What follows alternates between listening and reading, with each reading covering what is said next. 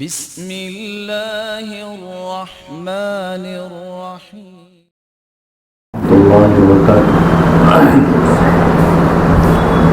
الحمد للہ رب العالمین والصلاة والسلام علی اشرف الانبیاء والمرسلین نبینا محمد وعلی آلہ واصحابہ اجمعین اما بعد۔ اعوذ باللہ من الشیطان الرجیم، بسم اللہ الرحمن الرحیم۔ وَإِذَا مَرِضْتُ فَهُوَ يَشْفِينِ۔ بزرگان دین، نوجوان ساتھیوں، دینی ایمانی بھائیوں،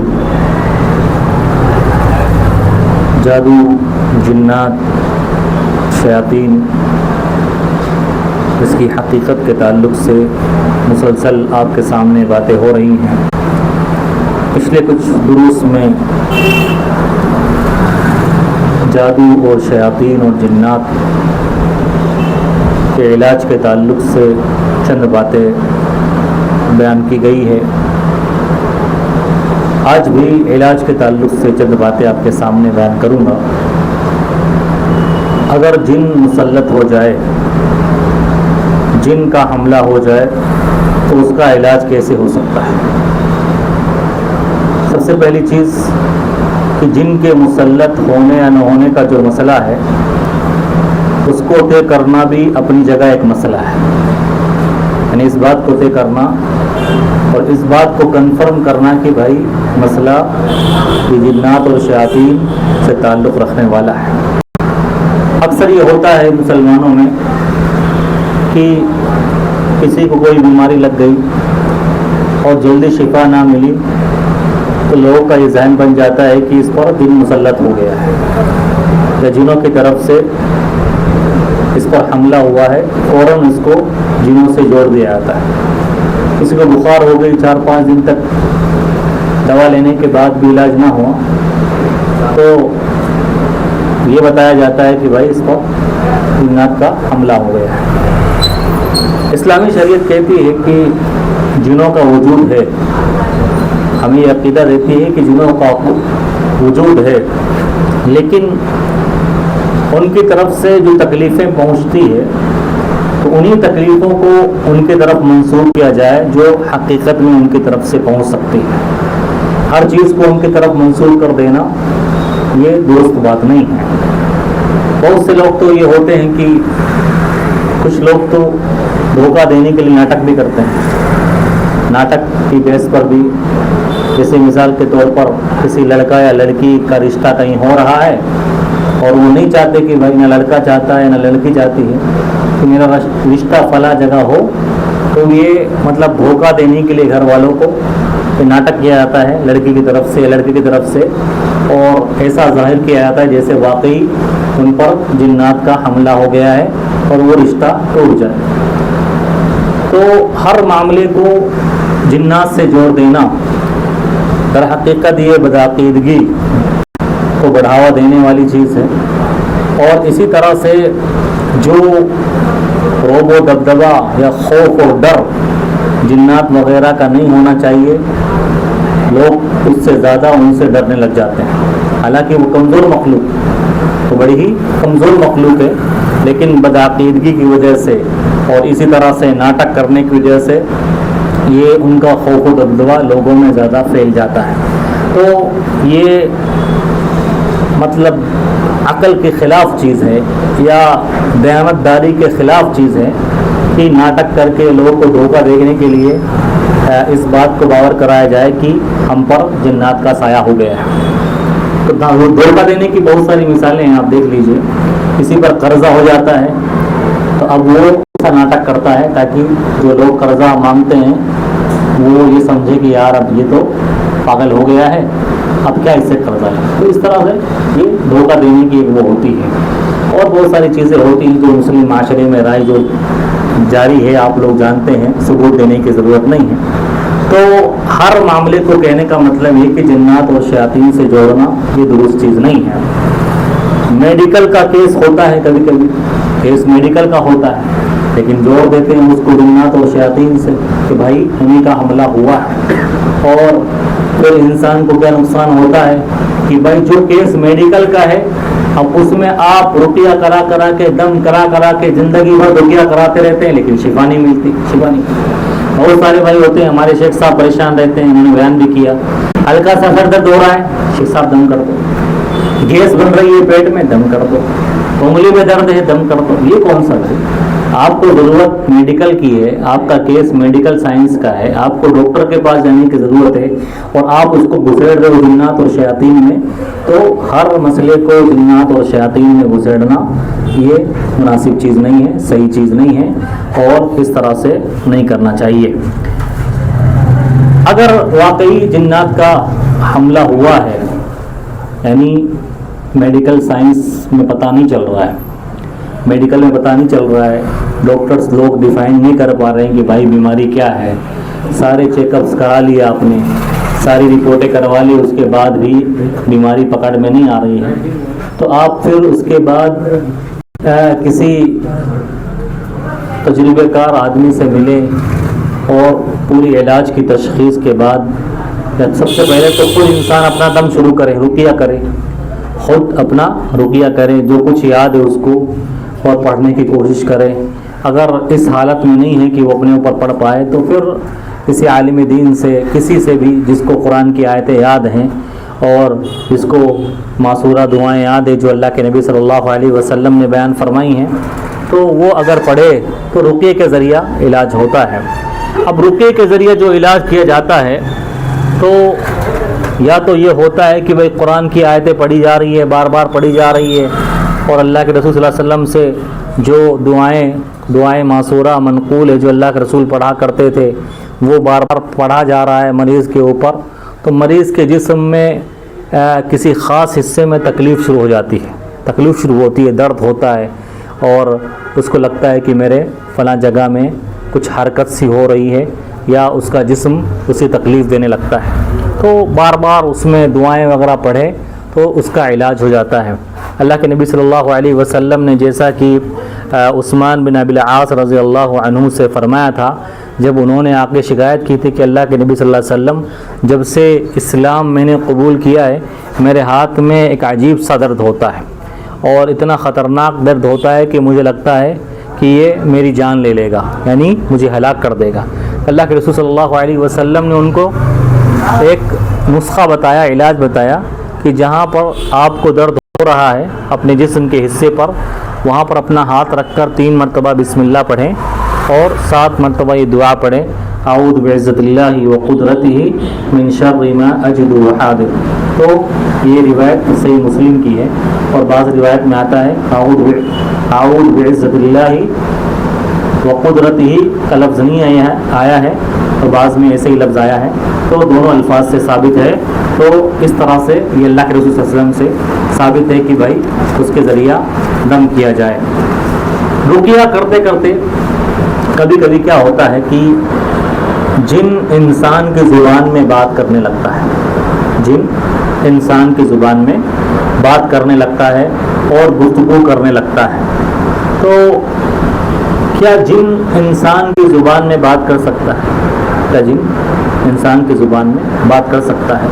تو شریعت میں کوئی ایسی دلیل ملتی نہیں ہے کہ جن یہ انسان کی زبان میں بات کرنے لگتا ہے، اور یہ چیز عقل کے بھی خلاف ہے۔ بھائی یہ کیسے ہو سکتا ہے کہ آپ کا جن مثال کے طور پر اردو بولنے والا ہو، انگلش بولنے والا ہو، عربی بولنے والا ہو، اور آپ اپنی زبان میں اس سے باتیں کر رہے ہیں؟ بھائی جنات تو پوری دنیا میں رہتے ہیں، پوری دنیا میں رہتے ہیں، تو ایک خاص زبان کا جن کو آنا اور ایک خاص زبان کا نہ آنا، صرف ایک خاص زبان کا آنا، تو یہ عقل میں بات نہیں آتی ہے۔ تو قرآن و حدیث کی کوئی دلیل ایسی نہیں ملتی ہے کہ بھائی جس سے پتہ چلتا ہو کہ بھائی جنات یہ انسان کی شکل میں بات کرتے ہیں، اور جنات تو جھوٹے ہوتے ہیں۔ اب اکثر راقی حضرات کیا ہے کہ بس تھوڑی سی حرکت ہوئی اور ایسی کوئی ڈراؤنی آواز یا جاڑی آواز نکلتی ہے مریض کے زبان سے، تو یہ سمجھا جاتا ہے کہ بھائی جن بول رہا ہے، اور پھر اس سے گفتگو کی گہرائی میں جاتے ہیں، پھر پوچھتے ہیں اس سے، سوال و جواب کرتے ہیں۔ بھائی وہ آپ کو جھوٹ وہ تو جھوٹا ہوتا ہی ہے، اور پھر وہ گمراہ کرتا ہے راقیوں کو اور مریض کو، اس کے گھر والوں کو، ایسے ایسے قصے کہانیاں گھڑی جاتی ہے کہ رقیہ کرنے والا بھی گمراہی میں مبتلا ہوتا ہے اور مریض گمراہ کرتا ہے یا گمراہ ہوتا ہے، اور اسی طرح سے گھر والے بھی گمراہی میں ہوتے ہیں۔ تو کوئی ایسی دلیل کتاب و سنت میں نہیں ملتی ہے کہ جس سے یہ پتہ چلے کہ بھائی قرآن میں کہیں آیا ہو یا اللہ کے رسول صلی اللہ علیہ وسلم نے کہیں بتایا ہو کہ بھائی جنات یہ انسان کی آواز میں بات کرتے ہیں، تو ایسا کوئی چیز منقول نہیں ہے۔ بعض لوگ دلیل بناتے ہیں، کچھ اسلاف کے واقعات ملتے ہیں، ابن تیمیہ رحمۃ اللہ علیہ اور اسی طرح سے امام احمد بن حنبل کے زندگی کے کچھ واقعات ایسے ملتے ہیں کہ جن کو دلیل بنا کر یہ کہتے ہیں کہ بھائی جنات یہ انسان کی زبان میں آ کر بات کرتے ہیں۔ ابن تیمیہ کے زمانے میں ایک واقعہ پیش آیا کہ کسی وقت میں جن سوار ہو گیا تھا، لوگوں نے بیان کیا ہے کہ آئے ابن تیمیہ کے پاس شکایت لے کر کہ جن سوار ہو گیا ہے تو آپ ان سے آپ اس کا علاج کر دیجیے۔ تو ابن تیمیہ اس کے پاس نہیں ہے، بولے کہ کہلا بھیجا کسی کے ساتھ کہ اس کو بولو کہ نکل جائے، اس کو بولو کہ نکل جائے۔ اسی طرح سے امام احمد بن حنبل رحمۃ اللہ علیہ کے بارے میں جنہوں نے ان کی سوانح حیات لکھی ہے، یہ واقعہ نقل فرمایا ہے کہ ایک مرتبہ ان کے زمانے میں بھی ایک عورت پر جن سوار ہو گیا تھا، اس کا حملہ ہو گیا تھا، تو لوگ آئے اس کے گھر والے، تو امام احمد بن حنبل نے اپنی دونوں چپل اتار کے دے دی، کہا جاؤ ان کو لے کر اور وہاں پر مریض کے پاس جا کے بولو کہ چلے جاؤ، یا چپل کھا کر ایسے ہی جانا چاہتے ہو یا چپل کھا کر جانا چاہتے ہو، چپل کھا کر جانا چاہتے ہو یا ایسے جانا چاہتے ہو۔ تو ان واقعات سے لوگوں نے یہ دلیل پکڑی ہے کہ جنات انسان کی زبان میں بات کرتے ہیں، حالانکہ ایسی کوئی دلیل نہیں ملتی۔ اللہ کے رسول صلی اللہ علیہ وسلم سے اتنا ملتا ہے کہ آپ نے مریض کے سینے پر ہاتھ مارا اور کہا اخرج عدو اللہ، کہ اللہ کے دشمن تو نکل جا۔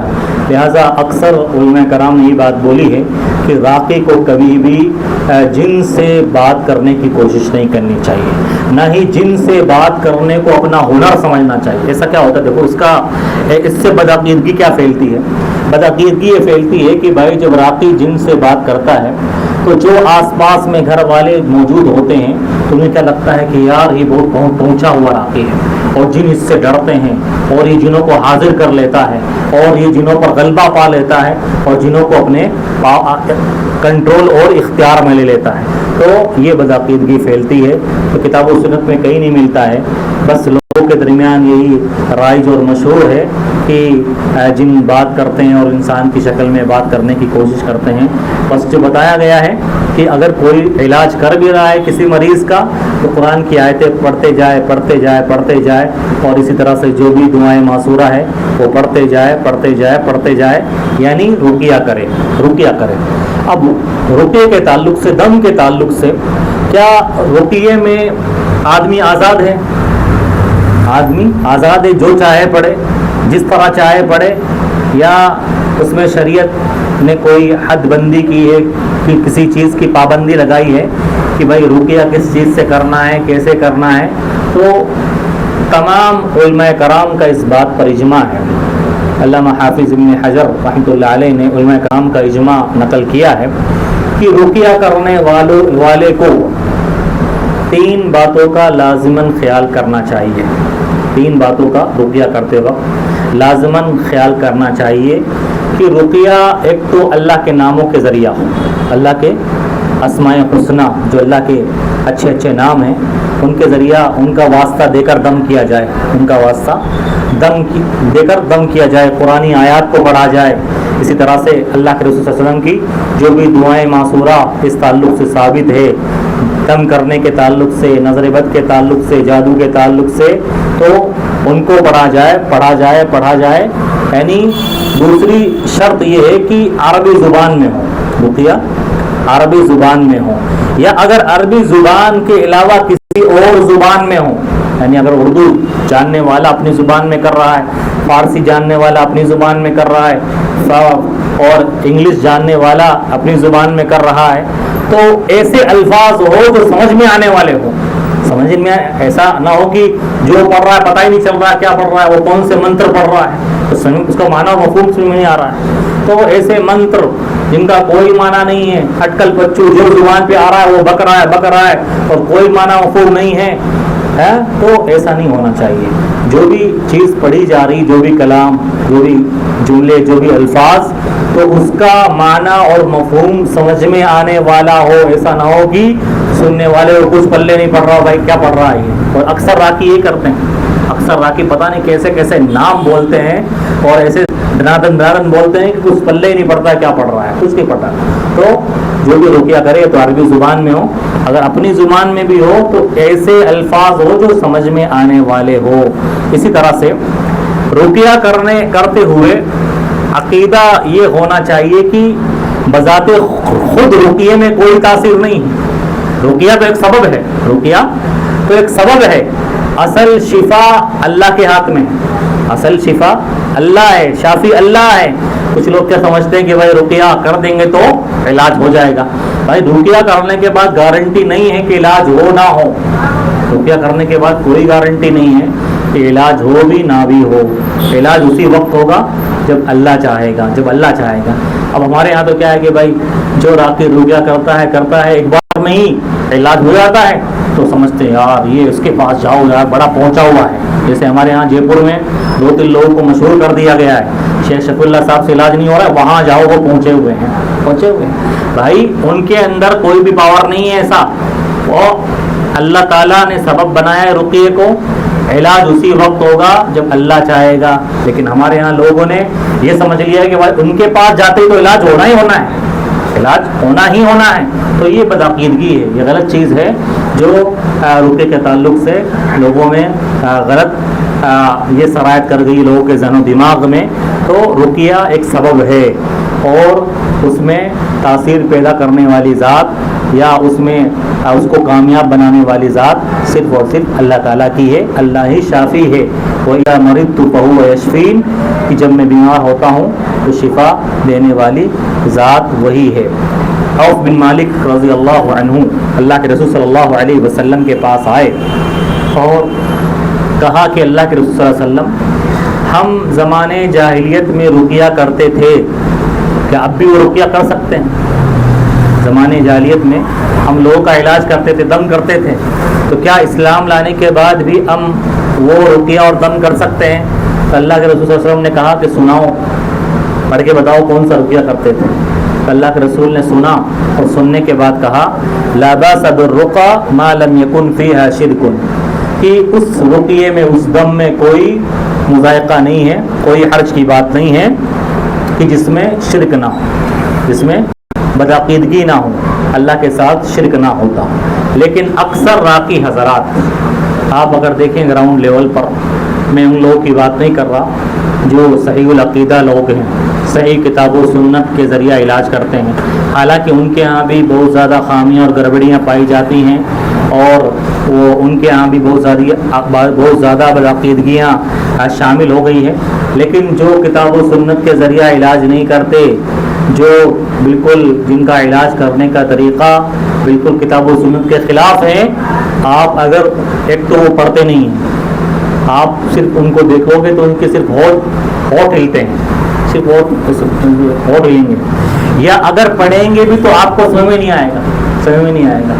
یا اسی طرح سے رقیے کے نام پر، دم کے نام پر جو ہمارے ہاں سسٹم چلا ہے، تعویذ دیتے ہیں. تعویذ کل ایک آدمی سے ملاقات ہوئی CKS ہاسپٹل میں رات میں 11 بجے، تو ایک تعویذ پہنا ہوا تھا. تو پوچھا بھائی، میں نے پوچھا کس بات کا تعویذ ہے؟ کہ بھائی فلاں بابا نے دیا ہے اور شیکا تعویذ ہے. شیکا مطلب کیا شیکا؟ میں نے پوچھا کیا شیکا تعویذ؟ کہا کہ مجھے سردی لگتی ہے تو اس کا تعویذ، مطلب گرمی ہو، سردی ہو، برسات ہو تو مجھے سردی لگتی رہتی ہے. تو میں نے کہا کہ بھائی سردی لگتی ہے تو کمبل لا کے اوڑھو، رضائی اوڑھو، سویٹر پہنو، یہ کیا پہن کے رکھا؟ کہ نہیں فلاں بابا نے دیا ہے تو اس کو پہنے رکھتا ہوں تو مجھے سردی نہیں لگتی. تو میں نے کہا اس میں کیا لکھا ہوا ہے؟ کیا لکھا ہوا ہے؟ کہا اس میں اللہ کا کلام لکھا ہوا ہے. میں نے کہا اس کو پھاڑ کے دیکھو، اس میں سارے کے سارے شیطانوں کے نام ہوں گے. अक्सर तावीज़ जो हमने फाड़े हैं अभी तक, जो दम के नाम पर, अल्लाह के कलाम के नाम पर दिए जाते हैं, उनमें शैतानों के नाम होते हैं या उन लोगों के नाम होते हैं जो अल्लाह के दुश्मन होते हैं। किन का नाम होता है उसमें?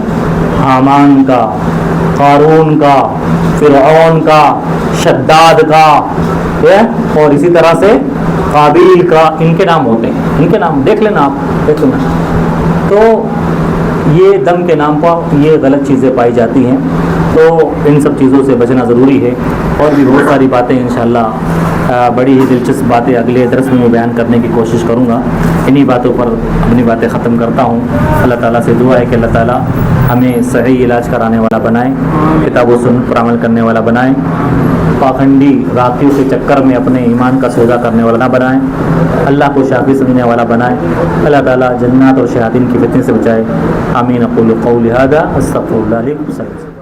अल्लाह के दीन की दावत और लोगों तक पहुंचाने के लिए इस वीडियो को जरूर लाइक, शेयर, कमेंट और सब्सक्राइब